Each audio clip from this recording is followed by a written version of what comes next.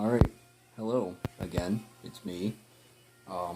Today we're doing a video on Burrell Diaphragm, which is kind of based on the KTM, if you take it to this logical conclusion, which is that you modify the front piece so that you can fit a large diaphragm, as they call it.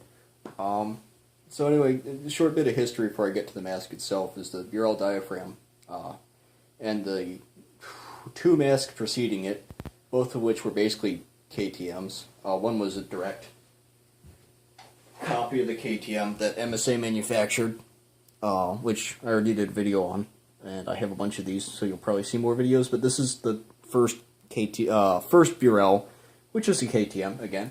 The second Burrell being this same mask, or that same mask except with a Yab-like type exhale on the front.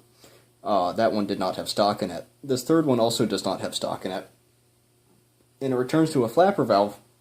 However, it does have, again, this large, nice diaphragm on the front, which the voice diaphragm allows for the transmission of speech, because it is a thin membrane inside of there, or a diaphragm, and the voice passes through that without getting distorted, so you can yell at people. So fire departments really like these because they like to yell at people. I think anyone who enjoys yelling at people should get a mask with a diaphragm. If you don't like yelling at people, you still can, but it's probably not, you're not going to use the feature as much. So, anyway, here are the masks. These are actually incredibly well constructed. And they're generally in very, very good condition from what I can tell. I haven't seen any of these that are real rotted or anything, which is cool. And hopefully you can see it. I'm kind of working with a new camera angle here, but you can see these two large metal Tizot tubes on the inside, which are incredibly sturdy, and also indicate this mask was made before injection molding, which it was. Later, when Wilson went on to patent one of the first injection molded masks, they actually cited the patent for this and specifically complained that these large metal tubes weighed too much, but Wilson's also a bunch of bitches, so I don't really care. Anyway, going back to the not injection molded, you can see this clear chin seam here. Again, it's really well done. MSA did a really great job making these. And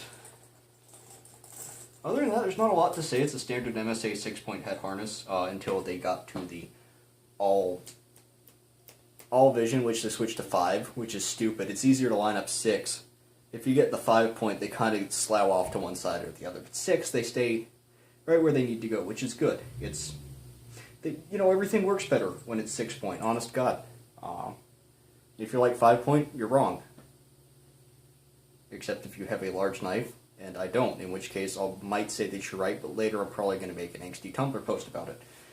So getting back to it, and this is less specific to the mask and more specific to the kit that I got, it has this nice MSA permissible canister for ammonia.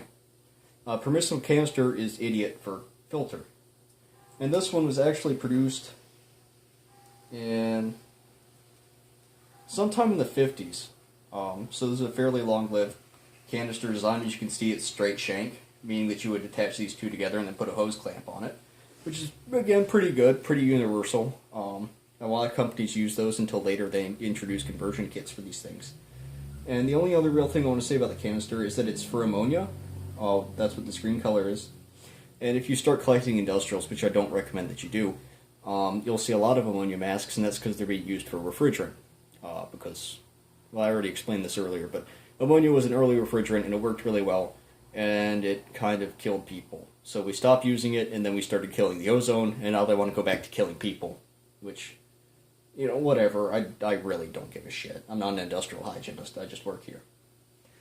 And, so yeah, that's basically it. There's not a lot to say. It's fairly comfortable. They're usually in good enough condition that I can try them on. Actually, two more notes is that there is a white rubber version of this mask, and I have a document or two on that, but those are incredibly rare. You rarely, if ever, see white rubber masks, and it was either because no one bothered to order them. They were the exact same price, so it's not a price problem. So either no one bought them, or the rubber was shit, which is my personal theory, but I haven't been able to prove it. And I guess the last thing I'm going to mention, not that anyone really cares, is that this is actually based on one of the military diaphragm masks that was developed by the Chemical Warfare Service. You can tell that apart from this one because the hose will be longer, stockinette covered hose, stockinette covered facepiece. So those are lesser quality rubber, obviously, because they have the stockinette to reinforce them. And other than that, there's not really a lot to say. It's just a good mask. I'm happy to have it. Although I'm not going to own this one for long, I'm probably going to trade it back to Duke Nougat 3D, and then he's going to send me his unpainted one that I gave him. And, you know, I'll have a nice unpainted one that's really nice and touched up. And he'll have this one, which he'll probably touch up fairly soon. So yeah, that's basically it. That canteen in the background's not really important, so don't pay attention to it.